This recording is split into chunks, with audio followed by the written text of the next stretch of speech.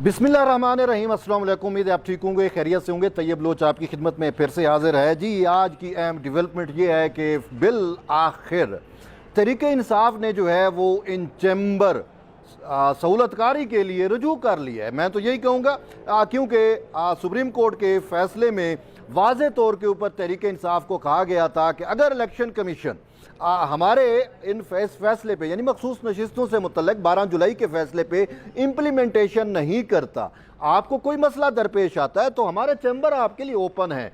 तो बस वो चैम्बर क्या ओपन हुए, तो तहरीक इंसाफ अभी तक तो नहीं गई थी, लेकिन अब जब सुन रही है कि कहीं ना कहीं मुबैना तौर पे कोई जो है हुकूमत ये सोच रही है कि कोई आइन साजी लेके आए, कोई कानून लेके आए, तो तहरीक इंसाफ भागम भाग जो है वो उसने सुप्रीम कोर्ट से रजू कर लिया है। और उसकी बेस और बुनियाद सुप्रीम कोर्ट में उसने जो है वो इलेक्शन कमीशन की उस दरख्वास्त को बनाया है, जिसमें इलेक्शन कमीशन ने सुप्रीम कोर्ट में एक दरख्वास्त दायर की थी कि उसमें ये मुद्दा इख्तियार किया था कि 39 से मुतल्लिक तो हमने आपके हुक्म पे अमल दरामद कर लिया, लेकिन जो 41 से मुतल्लिक आपका हुक्म था उस पर इम्प्लीमेंटेशन जो है वो पॉसिबल नहीं है और हमें आपकी वजाहत दरकार है, क्योंकि उस पर जो तहरीक इंसाफ के ने अपने सर्टिफिकेट जमा कराए हैं वो सर्टिफिकेट्स में तहरीक इंसाफ का बुनियादी ढांचा हमें नज़र नहीं आता। तो किस तरीके से हम उन 41 मेंबरान अरकान कौमी असम्बली को जो है वो तहरीक इंसाफ में शामिल करें। वो तो इलेक्शन कमीशन ने कहा था कि आइन और कानून तो हमें इजाज़त नहीं दे रहा, लेकिन अगर आप हमें हुक्म देते हैं तो हम इम्प्लीमेंटेशन करा देंगे।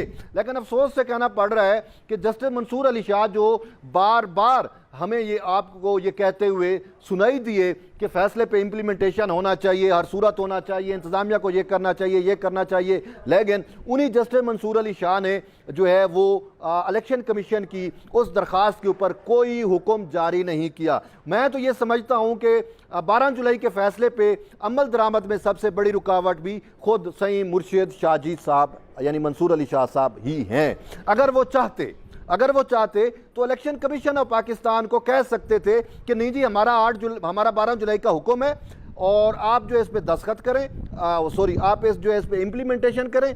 और उसमें अगर तहरीक इंसाफ का बुनियादी ढांचे की इलेक्शन कमीशन ने जवाब बनाया कि तहरीक इंसाफ का बुनियादी ढांचा नहीं है, तो वो कह देते कि हमने अपने फैसले में जब लिख दिया कि तहरीक इंसाफ आइनी जमात है, तहरीक इंसाफ कानूनी जमात है, तो आप जो है उस पर इम्प्लीमेंटेशन करें। तो वो कह दे सकते थे कि भाई ये बैरिस्टर गौर जो है ये चेयरमैन है और उमर अयूब सेक्रेटरी जनरल है और इनके दस्तखत हैं, तो आप बस आप जो है इस पर इम्प्लीमेंटेशन करें। लेकिन उस टाइम कोई हुक्म जारी नहीं किया गया, कोई इन चैम्बर भी हुक्म जारी नहीं किया गया, ना ही उसको ओपन कोर्ट में लगाया। ओपन कोर्ट में लगाने का तो हमें एक वजह समझ आती है कि उस टाइम मोअज़्ज़ज़ जज साहबान का ये मुद्दा था, ये कहना था कि भाई हम जो है वो इंसाफ को फ़िलहाल यहीं पे मुअत्तल कर रहे हैं और चूँकि कमरा रूम को भी ताले लगा रहे हैं, हमने जाना है छुट्टियों पे। चलो वो तो छुट्टियों पे चले गए, लेकिन इन चैम्बर तो कुछ हो सकता था, लेकिन इन चैम्बर भी कुछ नहीं हुआ।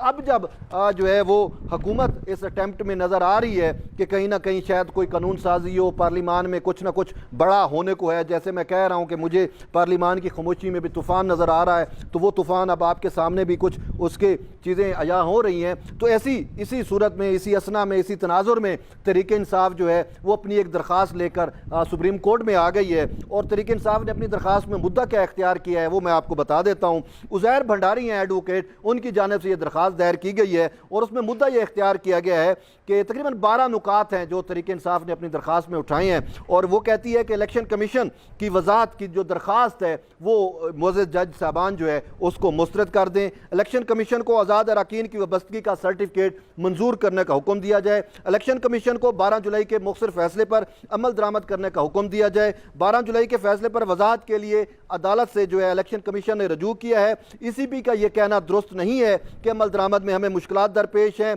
और यह भी कहा गया कि फैसले में जानबूझकर ताख़ीर की कोशिश की जा रही है और PTI ने इलेक्शन कमीशन की जो है वो बदनीयती भी जो है वो भांप ली अपनी दरख्वास्त में। वो कहती है कि ये जो दरख्वास्त दायर की गई है इसमें इलेक्शन कमीशन की कोई नेक नीयती नहीं है। और ये कहते हैं जी इलेक्शन कमीशन मखसूस नशिस्तों से मुतल्लिक अदालती फैसले पर जो है वो अमल दरामद में जानबूझकर रुकावट डाल रहा है। और ये कहते हैं कि तहरीक इंसाफ आइन और कानून के मुताबिक तहरीक इंसाफ का बुनियादी ढांचा मौजूद है। इलेक्शन कमीशन इलेक्शन का ये कहना था कि बुनियादी ढांचा नहीं है, तो ये कह रहे हैं जी बुनियादी ढांचा मौजूद है। फिर कहते हैं जी तहरीक इंसाफ ने 3 मार्च को इंट्रा पार्टी इलेक्शन कराए और इंट्रा पार्टी इलेक्शन के जो डॉक्यूमेंट्स हैं, जो तफसीलात हैं, वो इलेक्शन कमीशन को हमने जमा कराई हैं। और ये कि ब्रिस्टर गौर जो है वो चेयरमैन PTI मुंतखब हुए और सेक्रेटरी जनरल जो हैं उमर अयूब मुंतखब हुए हैं और अरकान की पार्टी वबस्तगी से मुतल्लिक जो सर्टिफिकेट जमा हुए हैं उस पे यही चेयरमैन यानी ब्रिस्टर गौर के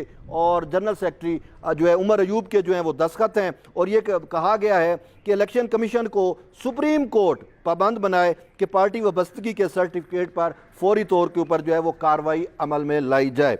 तो यूँ तहरीक इंसाफ ने जो है वो अब सुप्रीम कोर्ट से बाकायदा रजू किया है। अब ये सवाल पूछा जा रहा है कि तहरीक इंसाफ तो जी पार्टी नहीं थी, तो तहरीक इंसाफ कैसे सुप्रीम कोर्ट से रजू कर सकती है? बड़ा वैलिड सवाल है, लेकिन उसमें मैं आपको बताऊं कि उन 8 जजेस ने जो है वो तो खुद तहरीक इंसाफ को पार्टी बनाया था और पार्टी से भी आगे जाके उसको मावरा आइन एक शहकार तख्लीक करके रिलीफ जो है वो उसको दिया था, जिसमें 2 सुप्रीम कोर्ट के मुअज़्ज़ज़ जज साहबान की राय में कि आइन शिकनी की गई है, आइन को तोड़ा गया है, आइन की जो है वो मुतअद्दिद शिकों को तोड़ के एक मावरा आइन जो है वो रिलीफ तख्लीक किया गया, खुद साख्ता रिलीफ तख्लीक किया गया।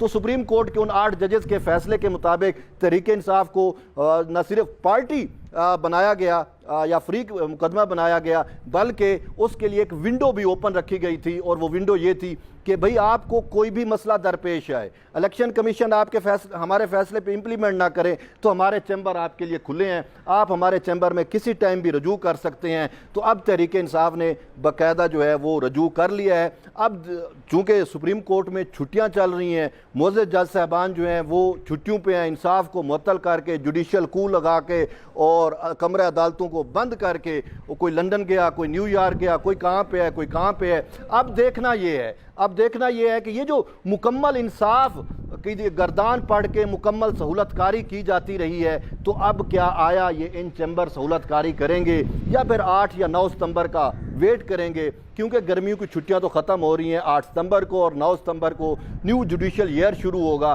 तो अब कौम इनको देख रही है कि ये किस तरीके से इस मामले को आगे लेके चलते हैं, क्योंकि कौम में इतना तो शऊर आ गया है। और सॉरी टू से ये कौम से मुराद आप समझते हैं कि ये शायद ये समझ रहे थे कि सिर्फ तहरीक इंसाफ की कौम यूथ ही कौम है, दरअसल वो कौम नहीं है, कौम कोई और भी है और वो आपके इन फैसलों को, आपकी इन मुकम्मल सहूलतकारी को बगौर देख रही है। और शायद यही वजह है कि अब जो दीगर पॉलिटिकल फोर्सेस हैं वो अब ये सोचने पे मजबूर हो गई हैं कि भाई ये तो आइन को भी कत्ल कर रहे हैं, इंसाफ को भी कत्ल कर रहे हैं और इंसाफ के नाम के ऊपर जो है मुकम्मल सहूलतकारी हो जाती है। ये तो पाकिस्तान लैंड ऑफ लॉ को भी नहीं मान रहे, अपने ही आइन को मुअत्तल कर देते हैं, अपने ही हलफ के खिलाफ चले जाते हैं। तो इनसे कुछ भी बईद है। तो शायद इस वजह से अब पार्लिमान भी कहीं ना कहीं ये सोच रही है कि फैज़ प्रोजेक्ट के इन्फ्लुएंस में जितने भी जजेस थे या इमरान प्रोजेक्ट के तहत उमर अता बंदियाल और साकिब निसार के दौर में जो जजेस लगाए गए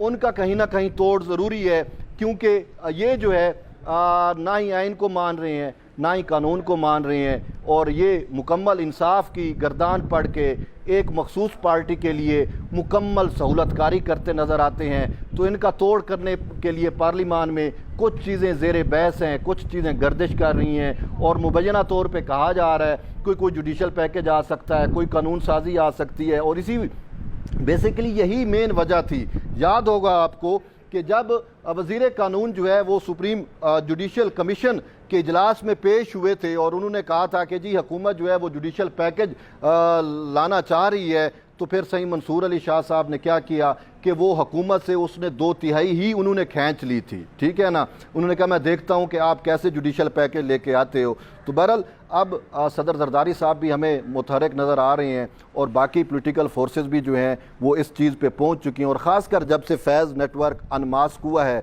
और फिर हमारे कुछ सुप्रीम कोर्ट के कुछ जजेस के राब्ते, 2 दर्जन से ज़्यादा हाई कोर्ट्स के जजेस, ये सारा नेटवर्क का हिस्सा थे और वो अनमास्क हो रहे हैं। तो तो शायद अब पार्लिमान समझ रही है कि इसका कलाकुमा होना चाहिए। तो इसी वजह से तहरीक इंसाफ को अब शायद ये नज़र आ रहा है कि कहीं नंबर गेम में हमारे आज़ाद अरकान जो हैं, क्योंकि आज़ाद अरकान के ऊपर कोई पार्टी पॉलिसी का इतलाक़ नहीं होता, तो उनको ये शक है कि कहीं ये आज़ाद अरकान जो हैं वो कहीं हुकूमत के साथ ना चले जाएं, या वोट हुकूमत को ना दे दें, या कानून साजी इस आइन साजी पे जो है वो हुकूमत का साथ दे दें। तो वो उसको रोकने के लिए अब उसने सुप्रीम कोर्ट से रजू किया है। तो बहरहाल मैं आपको कहूँ कि ये सुप्रीम कोर्ट में या इस अदलिया में जो है वो इमरान प्रोजेक्ट की, फैज़ नेटवर्क की आखिरी जंग जो है वो इस अदलिया में लड़ी जा रही है। शायद ये इस सुप्रीम कोर्ट में बैठे हुए चंद मोअज़्ज़ज़ जज साहबान अब भी ये समझते हैं कि हम अपने खान को भी बचा लेंगे, हम फैज़ को भी बचा लेंगे। अब देखना ये है